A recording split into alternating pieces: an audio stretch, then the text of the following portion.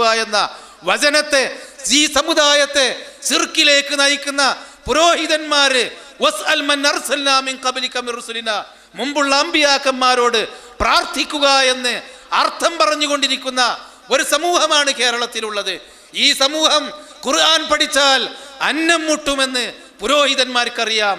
ഞങ്ങൾക്കനുസരിച്ച വിധത്തിൽ, ഞങ്ങൾക്ക് തോന്നുന്ന വിധത്തിൽ ഖുർആനിനെ ദുർവ്യാഖ്യാനം ചെയ്യണമെങ്കിൽ ഖുർആൻ ജനങ്ങൾ പഠിക്കരുത് എന്നറിയാം. അതുകൊണ്ടാണ് പുരോഹിതന്മാർ പഠിക്കരുത് എന്ന് വിലക്കിയത്. ആ വിലക്ക് നമ്മുടെ കൂട്ടത്തിലും ചിലർക്കും എല്ലാവരും പഠിക്കണമെന്നൊന്നുമില്ലല്ലോ. നമ്മളാളുകൾക്കുള്ളടത്ത് വന്നല്ല. മൂല്യന്മാരൊക്കെ പറഞ്ഞ കാര്യം ശരിയല്ലെങ്കിൽ പോലും എല്ലാവരും പഠിക്കണമെന്നൊന്നുമില്ലല്ലോ. കുറച്ച് ആൾക്കാരൊക്കെ പഠിച്ചാൽ മതി എന്നൊരു ധാരണയുണ്ട്. തിരുത്തണം നമ്മൾ. കാരണം ഖുർആൻ കൊണ്ടാണ് ഖുർആനിനെ വെട്ടിമുറിക്കുന്നത് ഇന്ന് പുരോഹിതന്മാര്.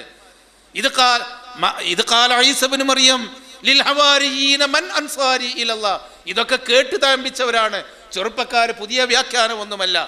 50 കൊല്ലം മുമ്പ് കേരളത്തിലെ മതരംഗത്ത് അപകടകരമായി കേട്ട ശബ്ദമാണിത്. മൻ അൻസാരി ഇലല്ലാ. ഈസാ നബി അലൈഹിസ്സലാം അൻസാറുകളോട് ചോദിച്ചു, മനുഷ്യരോട്, എന്നെ സഹായിക്കാൻ, അള്ളാഹുവിന്റെ മാർഗത്തിൽ എന്നെ സഹായിക്കാൻ ആരുണ്ട് എന്ന്. പുരോഹിതന്മാര് വ്യാഖ്യാനിച്ചു, അള്ളാഹുവിന്റെ മാർഗത്തിൽ എന്നെ സഹായിക്കാൻ ആരുണ്ട് എന്ന് ഈസാ നബി അലൈഹിസ്സലാം അള്ളാഹു അല്ലാത്തവരോട് വിളിച്ചു പ്രാർത്ഥിച്ചു എന്ന്. ഖുർആൻ ജനങ്ങൾ പഠിച്ചാൽ ഇത്തരം ദുർവ്യാഖ്യാനങ്ങൾ അപകടത്തിലായി പോകുമെന്ന ആ ആളുകൾ, പുരോഹിതന്മാരും ആധുനിക പുരോഹിതന്മാരും ഖുർആനിനെ നേർക്കുനേരെ ഹദീസിന്റെയും സുന്നത്തിന്റെയും അടിസ്ഥാനത്തിൽ പഠിക്കുന്നതിന് തടസ്സം നിൽക്കുന്നുണ്ട്. ഇസ്ലാമിനെ രാഷ്ട്രീയവൽക്കരിക്കുന്നവർ, ഇസ്ലാമിനെ വിപ്ലവ പ്രസ്ഥാനമായി മാറ്റുന്നവർ, ഇസ്ലാമിനെ സാമൂഹ്യ പ്രസ്ഥാനമായി മാറ്റുന്നവർ, ഇസ്ലാമിന്റെ യഥാർത്ഥമായ തൗഹീദിന്റെയും സുന്നത്തിന്റെയും ആ അന്തസത്ത ഉൾക്കൊള്ളാൻ പുറംതിരിഞ്ഞു നിൽക്കുന്നവർ, സ്വന്തമായി അവരും അവരുടെ നേതാക്കളും എഴുതിയുണ്ടാക്കി അച്ചടിച്ചു വിട്ട ഖുർആനിന്റെ ദുർവ്യാഖ്യാനങ്ങൾ സമൂഹത്തിലുണ്ട്. കാടിന് തീ കൊടുക്കുന്നത് മരക്കൊള്ളി കൊണ്ടുപോകാൻ തന്നെയാണെന്ന് പറഞ്ഞതുപോലെ ഖുർആനിലെ സമൂഹത്തിന്, ഖുർആനിന്റെ ആദർശത്തിന് തീ കൊടുക്കുന്നത് ഖുർആനിന്റെ ആയത്തുകൾ കൊണ്ട് തന്നെയാണ്. ഈ സന്ദർഭത്തിൽ ഈ തീയിൽ നിന്ന് രക്ഷപ്പെടാൻ, ഈ അപകടത്തിൽ നിന്ന് രക്ഷപ്പെടാൻ ഖുർആൻ ഓരോരോ സാധാരണക്കാരനും പഠിച്ചേ മതിയാവൂ. അത് പഠിക്കുകയും അത് മനസ്സിലാക്കുകയും ചെയ്യണം എന്ന് മാത്രമല്ല, കൃത്യമായും ഹദീസിന്റെ അടിസ്ഥാനത്തിൽ. കാരണം ഖുർആൻ ഇറക്കി കൊടുത്തത് അള്ളയാണ്. അള്ളാഹ് അത് കൊടുത്തയച്ചത് ജിബ്രീലിന്റെ കയ്യിലാണ്.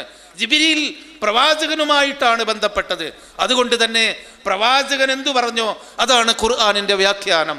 പ്രവാചകന്റെ സഹാബികൾ നബിയിൽ നിന്ന് എന്ത് കേട്ടോ അതാണ് ഖുർആനിന്റെ വ്യാഖ്യാനം.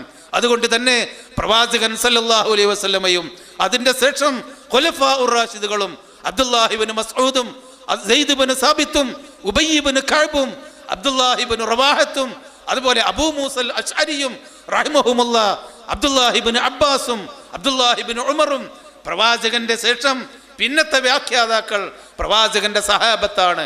ആ സഹാബത്ത് എന്ന് പറയുന്ന പ്രവാചകന്റെ ഒന്നാമത്തെ ഓഡിയൻസ്, പ്രേക്ഷകരാണ് ഖുർആൻ വ്യാഖ്യാനത്തിന് അർഹൻ.